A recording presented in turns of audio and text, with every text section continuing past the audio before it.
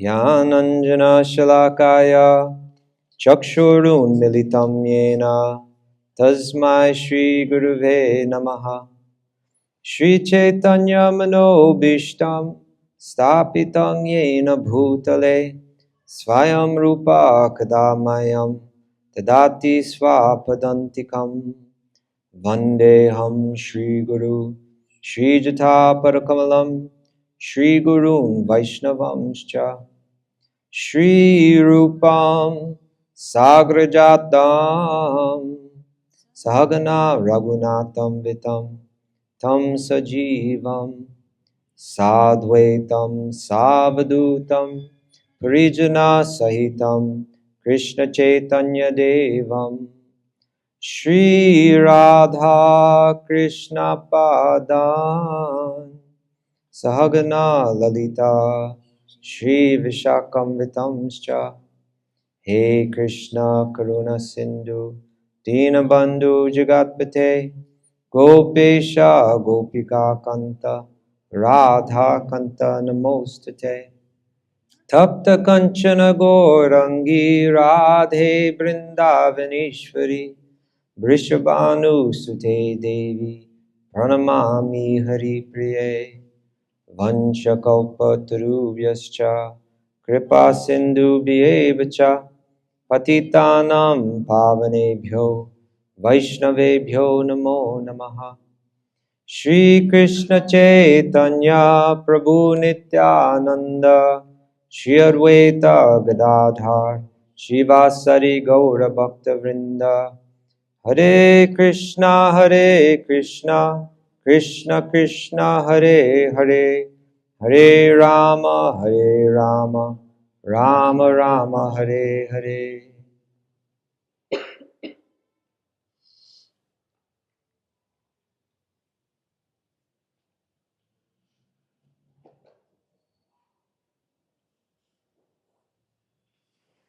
Good morning, everybody. So wonderful to be back with everyone.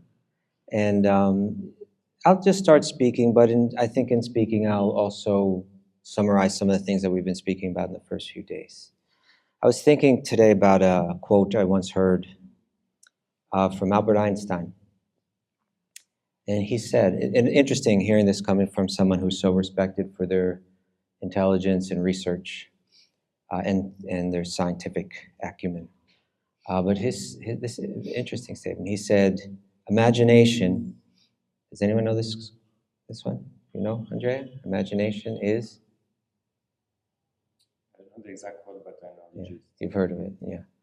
He said, imagination is more important than knowledge, which you don't expect to hear from scientists necessarily. You may think that they put a lot more weight in knowledge, and imagination is just some kind of, less solid, topic. But I believe I understood what he meant by it. And that is that imagination gives you the potential to expand your knowledge, right? Without imagination, your knowledge gets shut down very quick. There's only so much knowledge we have. If you have no imagination, you can't expand it. The great sages, they said that the human life, we may pass through so many different forms of life, but that the human life is meant for tattva jignasa, is meant for inquiring into the truth, right? We have this special capacity as a human being. Welcome, everyone. We have this special capacity as a human. Nobody's sitting in the middle. That's fine. Wherever you're comfortable is fine. Yeah. Fill it on in, because now nobody's going to sit there. You like to hang out in the back? All right. But this human life, we got this potential that, in so many forms of life, we have the ability to satisfy the senses, to search for sense gratification. We eat, we sleep, we mate, we defend. But the human life, we have the special capacity to inquire into the truth. What is it all about? But it's a mystery, right? It's not something that is necessarily so obvious. One has to inquire with some diligence, with some determination, and one has to have imagination. One needs to be able to expand their mind beyond the evidence that's right here in front of our eyes. For instance, Take like the field of like criminal investigation, like detectives, right? Most of us just know about this stuff from like television and the movies, right? But you know, if you have a murder scene, it's a mystery, and there's a certain amount of evidence there, right? Tangible, physical evidence. You know, there's a body, and there's a wound in the body. Maybe there's a weapon there, and maybe not a lot more than that. How do we figure out who committed the crime? It's a mystery. And one detective who's not so expert may say, you know what, we have a cold case here, right? There's only so much evidence, and there's not enough evidence to come to a conclusion. We just ran out, and we'll never find out who committed this crime. But another detective that's got that knows how to engage their imagination can begin to think, who would have done this? Why would they have done this? It doesn't seem like there's an obvious answer, but if we can expand our imagination, right, even beyond, you know, sometimes the real murder mysteries are they're very they're not obvious at all. You have to be able to really expand who might have done this and why. And of course, like in mystery novels and so on, you know, they'll make it that least suspected person. You're like, it was them. Right? I can't believe it was them. But in order to figure out that it was them, you would have to imagine that it was even possible for them to do this, right? I wouldn't have thought it was possible for that person to do it. I couldn't imagine that they would do it. Well, you're going to have to imagine that they may have done it if you're going to be able to discover the truth. Now, we talked about some things here yesterday, the day before, that for a lot of people would involve expanding the imagination, expanding what's possible, right? We said that we're not the body, right? That the body is just like a machine.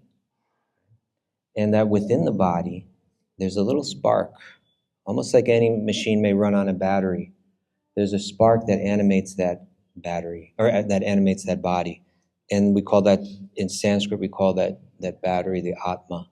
But that this Atma is not merely a battery, because it's also conscious, right? It's energizing the body. It's giving life to the body.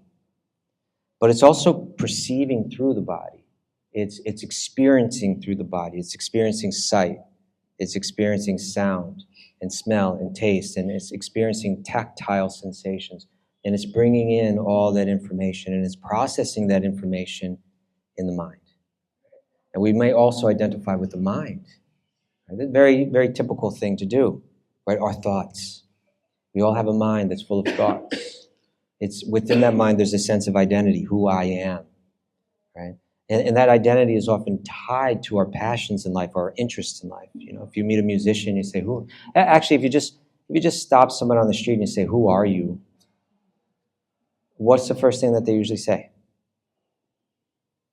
Their name, right? They give the name, but you say, "Okay, well, your name is like, that's just kind of like a label, you know, on you. But who are you?"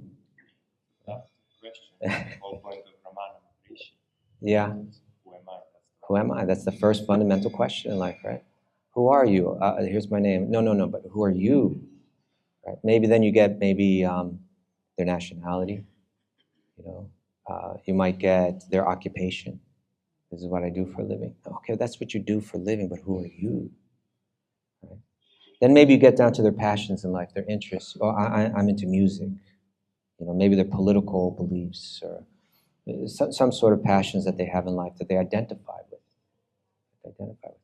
But the yogis are saying that even these passions in life that we have, these interests in life that we have, these temporary states of identity that we have, I'm a man, I'm a woman, I'm American, I'm Indian, I'm black, I'm white, that these are things that come and go, that these are things that have a beginning and an end, and we are what stays the same. We are the ones that observe them, right? Imagine if this is true. Let's just expand our imagination for a bit, right? Imagine if it's true that when the body dies, that we carry on. Now, there's testimony, right? Testimony is something, also something that the detectives use, right? Testimony. Right? It's different than physical evidence. There's testimony. People talk about it. People share their thoughts or what they've seen or what they've experienced. And there's these ancient texts, Mahabharata, Ramayana, the Puranas, they're testimonies. People speaking about what they've seen, what they've experienced themselves. Right? And here there's testimony saying that we live more than one life, right? That we pass through many bodies, right? That we have to expand the imagination. For a lot of people, that it can't expand that far. Even they may be very intelligent, even though they may have a lot of knowledge, right? Knowledge of physical things. They may not be able to expand their imagination to allow their knowledge to expand along with it. Right? You have to expand that imagination, and that gives room for the knowledge to expand. If you say that's not possible, I can't imagine that that's possible, your knowledge is going to stop right there. You have to be able to expand it further. So we spoke about something. We said that we're not the body, we're not even the mind. We are this spark of spiritual energy. It's a different type of energy. It's not temporary. It's not under the influence of the force of time, which changes and eventually destroys everything, that the self carries on. Now that's for a lot of people, that's going to be a big pill to swallow. That's enough right there to chew on for a while. But then the yogis are going to say more things, and it's going to require us to expand our imagination a little bit further. Here's the thing. A real scientist, what's crucial, essential for the practice of science, is that one needs to be truly objective, right? One has to not let their attachments influence their thinking. You understand? Just same thing, like we could go to a criminal trial. If the jury, if members of the jury, if the lawyer thinks they're biased, right? They're prone to think a certain way. I remember once I was on jury duty. I was being called for jury duty. Yeah. You go this other. Maharaj, welcome. So good to have you here. I was called for jury duty in New York City, and it was a murder case. Actually, it was an attempted murder case. And I was in a pool of potential jurors.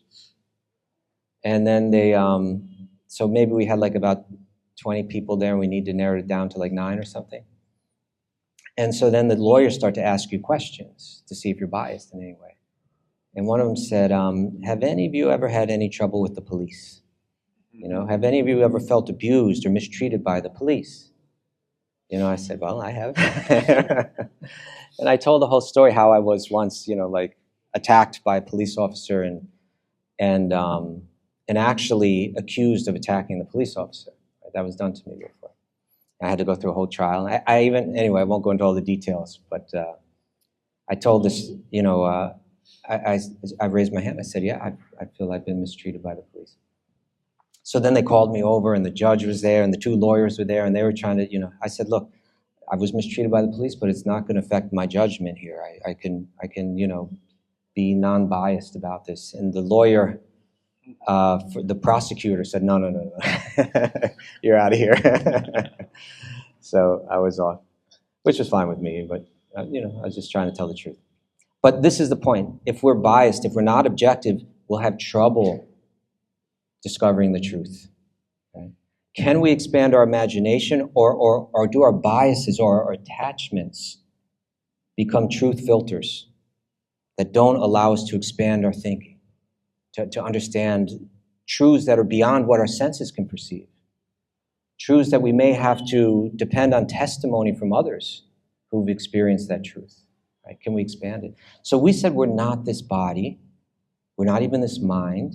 We're the spark of spiritual energy that travels from one body to another. Okay, I haven't seen it with my eyes.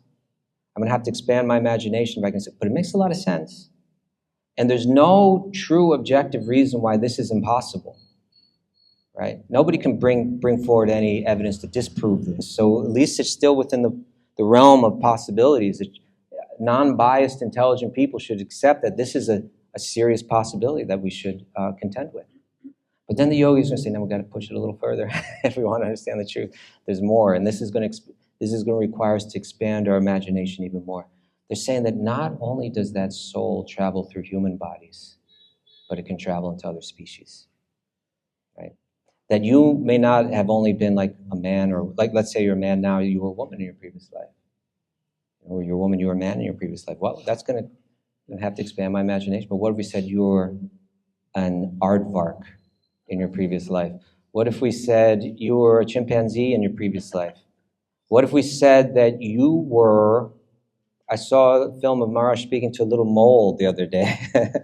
Yeah, you're treating it just like any other soul, right? Communicate. What if we were a mole or an insect? A lot of people are just going to say, no, no, no. I was never an insect. Can't be. They won't give you a good reason why, but their imagination stops right there. The yogi is going to say, not only that, but we also may have been a plant in a previous life. And not only that, we may be in a future life. Right? Yeah. You know, the yogis, this in these sages, they would observe things. And this is what they observed. They said, we can see the presence of the Atma. We can actually see it. Right? There's certain things that we can perceive with our eyes. And then through conjecture, we can begin to understand, apply it, and make sense of it. Right? We may not see, we may be standing inside a building looking through the window, and we see leaves blowing, blowing around. Now, we don't see the wind, right? We can't see the wind. If there are no leaves there, we might not know that the wind's blowing at all, but we see the leaves moving, and therefore we know there's wind there. Right? And the yogis say we can see the presence of the Atma. We can't actually see the Atma. Bhagavad Gita is going to say it's avyaktam, it's invisible. You can't see it with your eyes. Right? But you can perceive it. You can see that. How? They say there's 6 symptoms.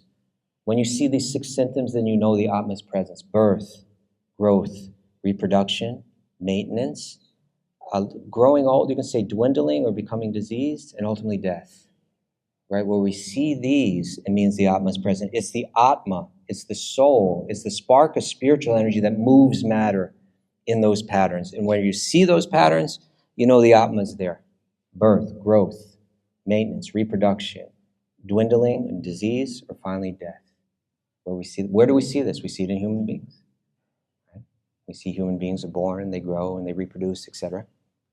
We see it in the animals. We also see it in the plants. Right? The plants are born, and they grow, and they reproduce, all of that. Right? The yogis are saying where you see that, that means the Atma is there, soul is there. Okay, that's an interesting idea, but I have been one of those. Okay, I maybe I can accept that there's a human soul, and there's a dog soul, and there's a cat soul, and there's even a tree soul, right? But I don't think I could have been one of those. Why not? Well, I have this ability to think and to feel and experience, like as a human, So isn't that different? And the yogis are going to say, well, think about this carefully. Think about this carefully. They're going to say that the soul in a human being is of the same quality as the soul in a tree, of the same quality of a soul in a blade of grass, of the same quality as a soul in a dog or a cat or a dolphin.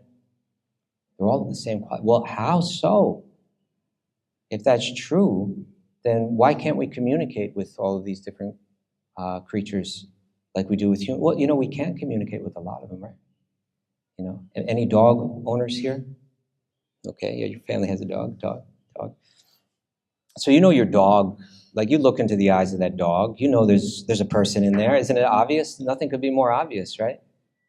I've heard from people that own dogs that like when they take out their suitcase and they begin to pack to go on a trip, like the dog knows, oh, they're going away for a long time, and they become very anxious, and they can express their emotions through their whimpering and so on.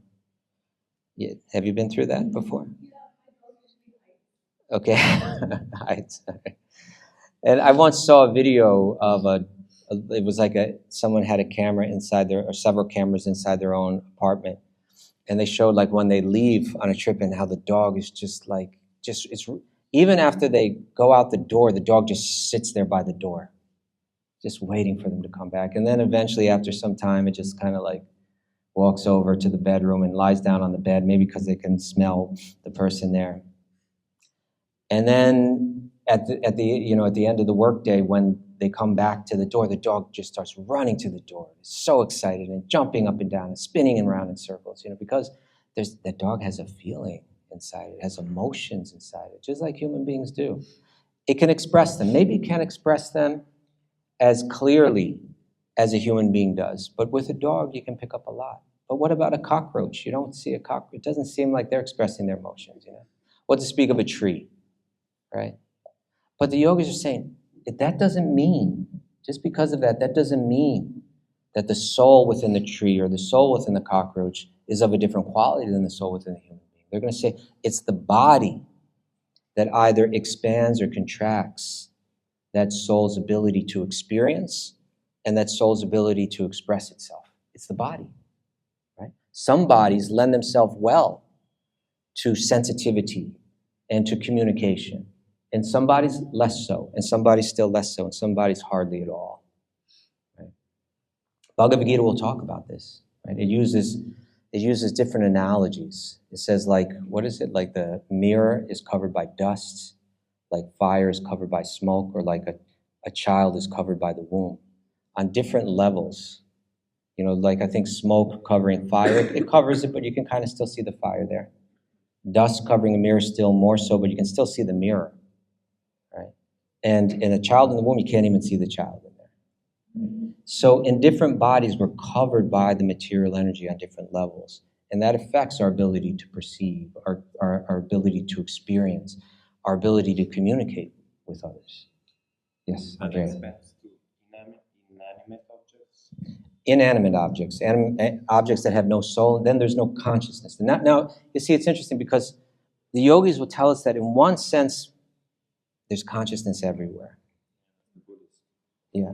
But, well, the Bhagavad Gita's way of explaining this is because there's the Atma and then there's the Paramatma, right? So we call something a living being when it has an Atma there. But the Paramatma is everywhere. So even in a rock, even in a plastic chair, even in concrete, consciousness penetrates it. That's the consciousness of God. So just as our consciousness penetrates our entire body, so the consciousness of Vishnu, they say, penetrates the entire universe. So that's there. But still we draw that distinction. We'll call it inanimate because there's no one else in there feeling what it's like to be a rock. So the yogis, they'll explain it like this. They'll use different analogies. They use those analogies. We could use more modern analogies. Say you wanted to know how fast I was. How fast is Kaustubha, right? And say that on the day that you asked me that, my friend had just lent me their new Porsche. Right? Am I pronouncing that right? Europeans, is that okay? Porsche. Sometimes in America they just say Porsche. I didn't think that's Porsche. Yeah. So from my understanding is that car, you can drive it over 200 miles an hour, just smooth. So you say, how fast you can Kaustubha? And I just step into that Porsche. Wow, Kaustubha is very fast. Okay? And then the next day you say, hey, can I see how fast you are again? I say, okay, but I don't have that car. Now I just have some really old, rusted kind of junker car. Or let's say I even have just a bicycle, right? So I get on my bicycle and I ride as fast as I can and I zip by you and you're not so impressed this time, right? I thought Kaustubha was fast. It's the same me. It's just a vehicle that I'm using that is either expanding my ability to travel fast or contracting that ability. Right? It's just a vehicle. So the yogis are saying these bodies are just different vehicles. The soul is the passenger in the vehicle, right? And when the soul is in a human form, its ability to think, to consider, right, to rationalize, right, to ponder, as well as to feel and to communicate, right? It's an expanded ability to do that. And therefore the yogis say, when you reach this human form, this is the time for tattva jignasa. This is the time to inquire into truth, because you've got the body that can do it. You've got the intellect that can do it. If you lose this opportunity, this rare opportunity, and rather than recognizing the special opportunity that you have, you engage just like you were in a lower form. You don't use it. You don't take advantage of all that it's offering. Then in your next life, you can have one of those forms where you don't have all that capability. Right? You can take birth as an animal. You can even take birth as a plant. Then once you're in those forms, it becomes limited, more limited, more limited, still more limited, right? What you can perceive, what you can feel, what you can communicate. But they say, but don't think that that soul is any different.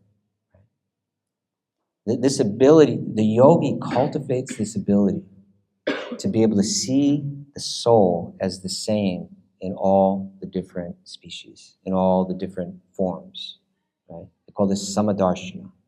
What's the verse again? Bhagavad Gita.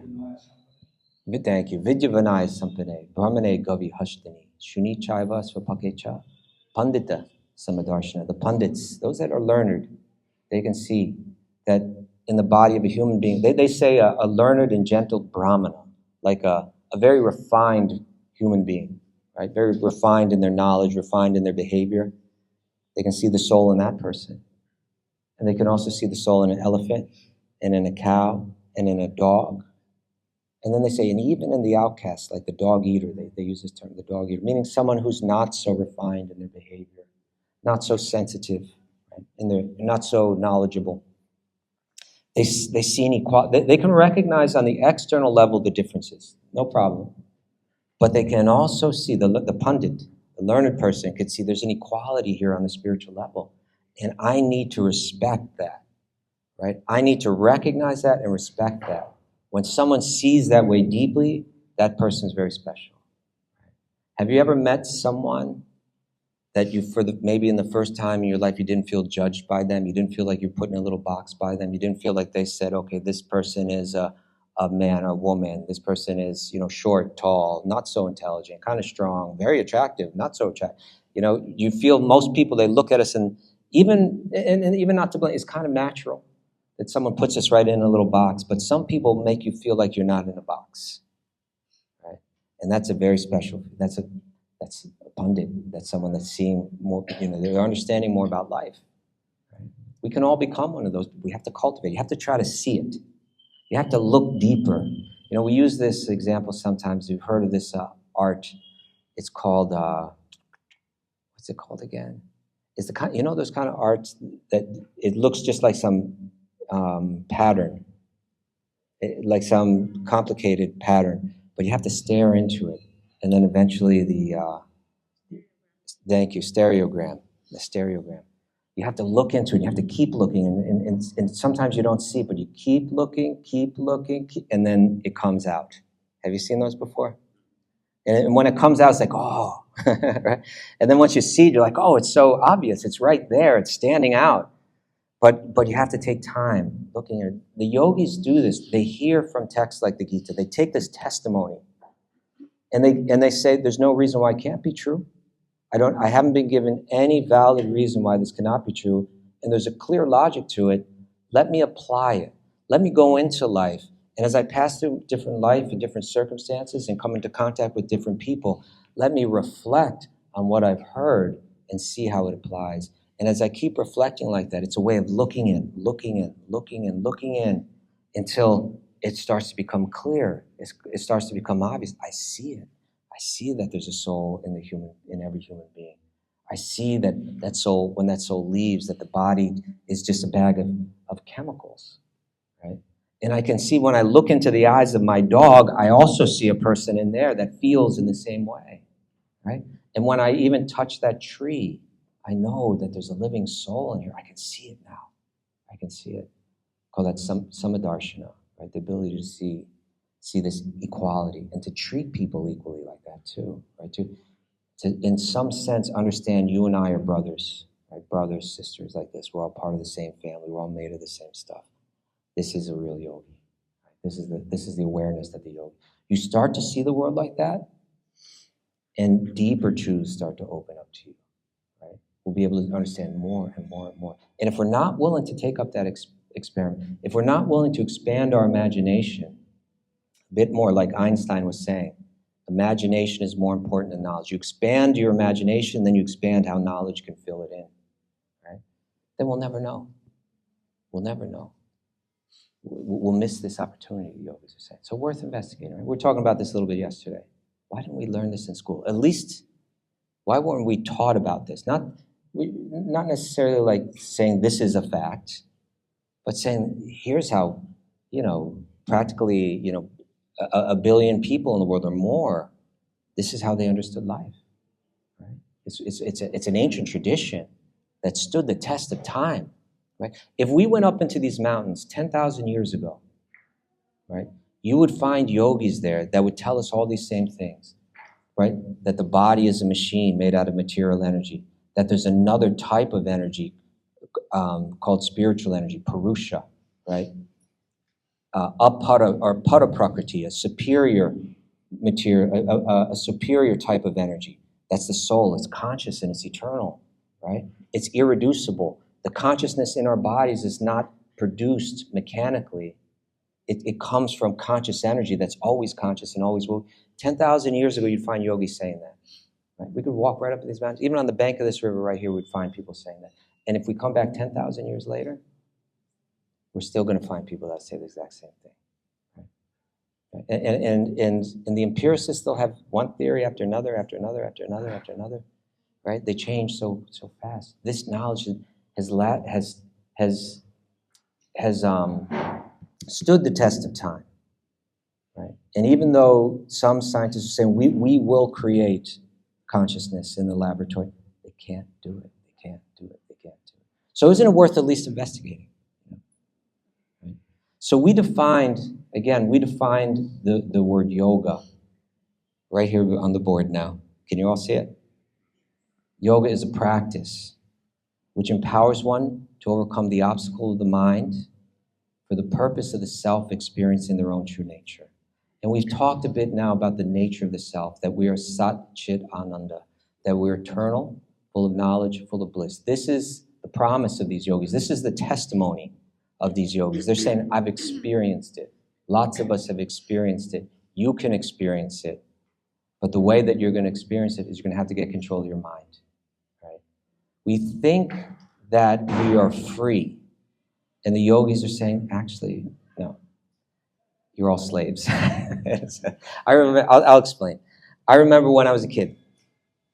I grew up in a little town, but just on the edge of New York City.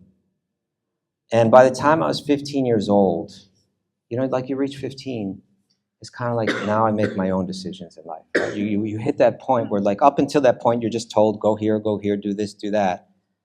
And then you get about 15, and you start to think, now I make my own decisions. Now I start to investigate this world on my own. And so that's what I was doing. And especially what was driving me was music at the time. I was into this crazy underground type of music. And there was one neighborhood in New York City where, like, that music was, people knew of it. Otherwise, practically hardly anybody even knew about this music. It was this crazy punk rock music. And I just started to investigate it. I'd jump on the train and I'd go down there. And when I would step off that train and I'd step onto the sidewalks of New York City, you know what I felt? Like, really profoundly, like deep. I felt freedom, right?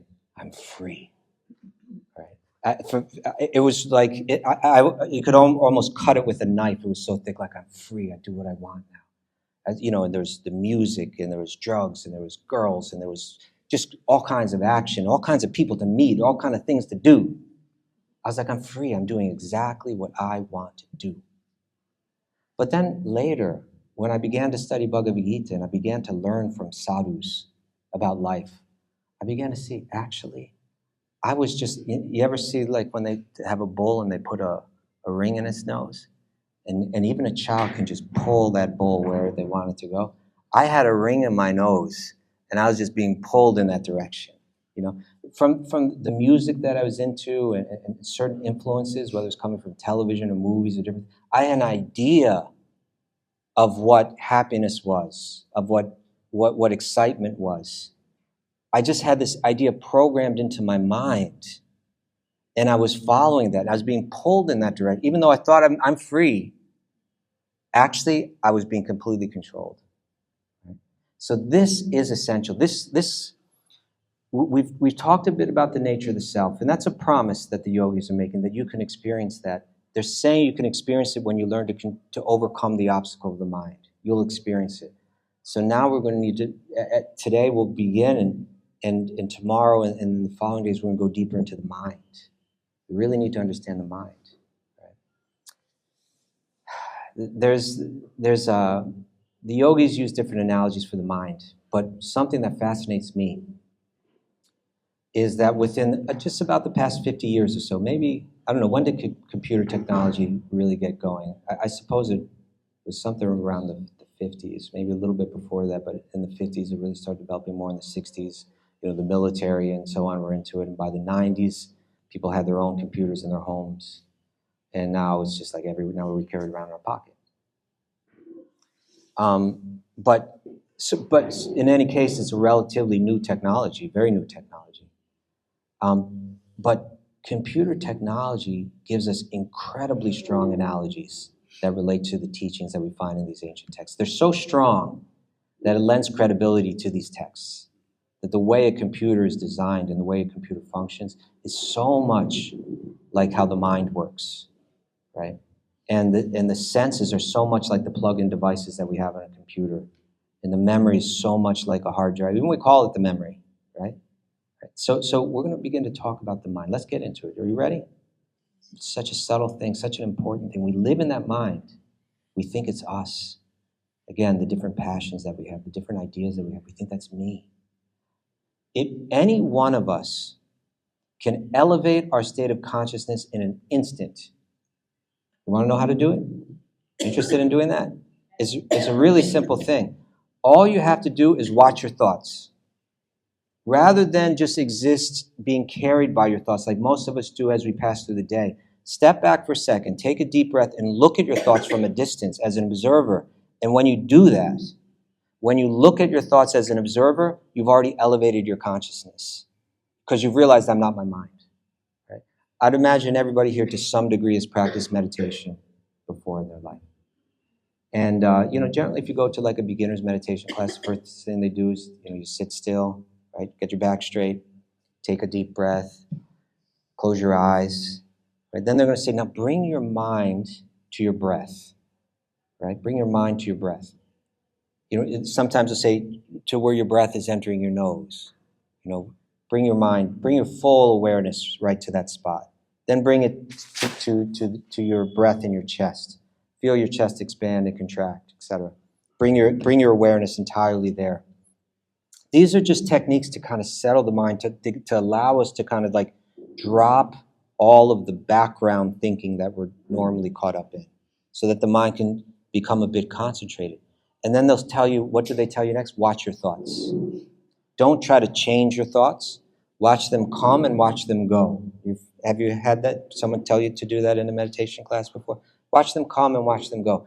The value to that experience is you can very profoundly realize that I'm not my mind, that my mind is moving in all kind of patterns, and I'm observing my mind, right? But most of the time I'm moving as if I was my mind, and I'm identifying with that mind. Remember, it was the sage Vidura down in Haridwar on the bank of this river asked the sage Maitreya, how do we lose touch with our nature? And Maitreya said, you don't lose touch. It's there all along. But we identify the self as being the mind. We identify the mind as being the self. Just as if you see the reflection of the moon on a river and you think the reflection is the moon, well, then the reflection takes on the characteristics of the river. It seems like the moon is rippling. Right? We think I'm rippling. We think I'm changing. We think I'm happy and I'm sad. Right? I'm depressed. I'm bored. I'm elated. It's just patterns in our mind. Underneath, we're blissful all along. Right? So we need to overcome that obstacle of the mind. And if we understand the mind as a computer, it really gives us a huge clue into how all this works. Are you ready to go into it? Yes? Yes. For real? Yes. All right. Let's say that you were trapped in a closet and it was dark in there and you couldn't get out. I don't know who did this to you. And all you had in that closet was a computer and a Wi-Fi connection. All right? The yogis are saying essentially that's what our circumstance is. We're trapped in a dark closet of the body, But we've got this computer of the mind, and with that mind, we can connect with people outside the closet, right? Like if you were in that closet, you'd have that Wi-Fi connection, so you could communicate with people outside of the closet. You could send messages like through email. You could send text messages. You could build a website and communicate through the website, and through all the different, applications that we have nowadays. You could send information out to the world. You could also take information in through all those same channels, right? What to speak of if you were connected to a camera outside, if you were connected to a microphone outside, etc. You could take in all kinds of information, you could take in all kinds of data, and then you could process that information and store that information. That's what the mind does, right? Just like a computer does. That's what the mind does. It gives us the ability to communicate, send information out, take information in, process the information, categorize the information, store the information, pull the information back up. That's what the mind does. And very soon, maybe, I don't know if I'll get into it today, but maybe tomorrow we're going to come to what I call the red pill, blue pill moment of this course. Okay? Are you ready for that? You're right, okay. The moment where we have to decide, will we remain in the matrix? Will we just kind of live like every other conditioned living being lives, or will we make that bold move, right, to really understand the truth and really understand my circumstances? But the yogis are saying that our mind is like a computer. Let's say I had a computer here right now. Let's say like a laptop computer. And then we plugged into that computer a camera, right? What would that camera, if the computer is like the mind, what is the camera? The eyes, right? Then we plugged in a microphone. What would that microphone be? They say, everybody always says voice first, but think about it. What would the microphone be? Huh? The hearing, the ears, right? Because it takes sound in. On a computer, a microphone takes audio data and sends it to the computer. So our ears take audio data and they send it to the computer of the mind, right? And, I suppose we could say a touchpad is like the skin, the tactile sense. And although these things aren't on the market, I've heard that they have been developed and are being developed further in computer laboratories as we speak. The virtual tongue, right? The virtual nose. Why can't we invent? In other words, there's certain chemicals in food that give it its taste. So why can't we create something that can sense those chemicals, determine what the taste is, and send that information to the computer? Right. So our senses are essentially plug-in devices into the computer of the mind. Right. But then on the other end, there's a hard drive, on a computer, right? And we call that our memory, right? Where information is stored. We could call that the yogis. It's a little tricky because the yogic texts, sometimes they use the same term for different things. You read one book and it says chitta, means this subconscious mind where all of our impressions are stored. And then other books will say chitta refers to like the entire mind and all its functioning.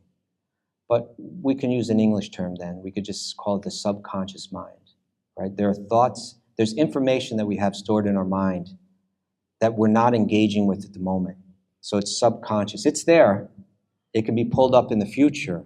It's stored in the mind, but we're not engaging with it in the moment. So a computer has a hard drive that serves like as a subconscious mind. And then there's also the thoughts that we're engaging with at the moment, right? And on a computer, what do we call that? Like the information that you're dealing with in the moment. RAM, right? Or random access memory. I believe there's other terms for it too, right? The information that you're engaging with right now. If you have like a lot of random access memory, I don't know what that would be nowadays, like 64 gigabytes or 120. Anyone know? Anyone good? 24. It's pretty solid. Okay. If you have less than that, then you try to open up a few things at once and it can't handle it. If you have more than that, then you can engage with a lot of information at once. But we all have our own random access memory, the thoughts that we're engaged with at the moment. And we also have applications on that computer that work on the random access memory. In other words, when we're thinking about something, we process it through certain applications. And the yogis call those applications, one they call the manas, which I call the impulsive mind. One they call the ahankara, which we could call the ego or the false ego. And one they call the buddhi, or the intellect. These three different applications in the computer of our mind process information in different ways, right? And we all use them. And the yogis were very, very aware of them. They have a very clear ideas. It becomes a very subtle study of how the mind works. And, it gets so subtle and the books get so philosophical and dense, sometimes they disagree with it. Patanjali feels it's like this, and another sage is explaining a little bit differently. And that's okay. But in general, they agree. And we can explain these things, and we'll explain these in the coming days. But let's just talk about one right now, right? And that's called the manas. Right? Sometimes we just call this the mind. I like to use the term the impulsive mind, because this is part of the mind. The way that it operates, the way that it thinks, is it doesn't do any reasoning. It doesn't reach back into the memory and pull up information to compare things. It just reacts as it's programmed. Instant.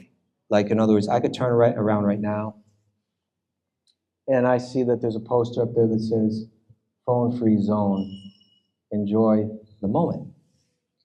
And so I turn around, and the light bounces off of that object, and it enters in through the lens, the camera of my eyes, and that information is transferred to the mind.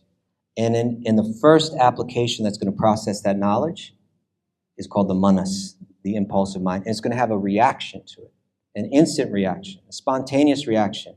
And that reaction, the yogis will say, it falls into one of two categories. Either I like it or I don't like it. Right? I might look over there and say, oh, why did someone have to put that ugly thing up there? Right? Or I might look up and say, what a thoughtful thing to put there. Yes, we need more signs like this. This is good. It's going to be one or the other. I like it or I don't like it. The manas, but here's the point, and this is so crucial. Because I was saying, I would walk out onto the streets of New York City as a 15-year-old and I feel like I'm free, right? But was I free? Or was that just programming in my mind? Was I being programmed to respond that way to it? And it had nothing to do with me and my own freedom, the self underneath it all, right? So the idea with the manas is that our mind has been programmed to respond in a particular way. Let's say that we had this computer here, and we had a camera plugged into it. That's the sense of sight. And we also plugged in a speaker, right? And that would be the vocal. The yogis actually say we don't have only 5 senses. They say we have 11. If we read the senses that we call senses, they call the gyanendriyas, the knowledge acquiring senses. But they say that we have 5 more senses that are the senses of action, right? One is the voice. One is like the hands, or the ability to manipulate things. Another is like, you could say, the legs, or the locomotive sense. So that's 1, 2, 3. Then there's the organs of generation, the organs of evacuation. 5 senses right there. So there's 5 senses of action. And then they say the mind itself is the 11th sense because it's the center of them all. So the voice is a sense, right? So we have a camera, we have a voice plugged into the mind, which is the computer. And let's say that we program the computer like this. Let's say that we program the computer so that when we flash a red light in front of the camera, that it triggers something, a response in the computer to play a recording of a human voice saying, I like red, that comes out of the speaker, right? That could be done? Any computer people out there? I don't know how to do it myself, but I know there are people that know how to do this, right? We could program. You flash a red light in front of the camera, the computer says, I like red. And then let's say we go further and we program that computer so that when we flash a blue light in front of the camera, that the computer responds by saying, I don't like blue. Could we do that? Yes? Tell me. Okay. Now here comes the red pill, blue pill moment of this course. Let me ask you a question. Could we have programmed it the other way? Could we have programmed the computer to say, I don't like red, and I do like blue? Is that possible? Of course it's possible, right? It's just a question of how you program it. Here's another question. This is leading up to the big question. Does the computer like red and not like blue? No. Why not? Huh? Because it is not biased. Yeah, it certainly is not biased, but why can't it be biased? It has no opinion. Why not?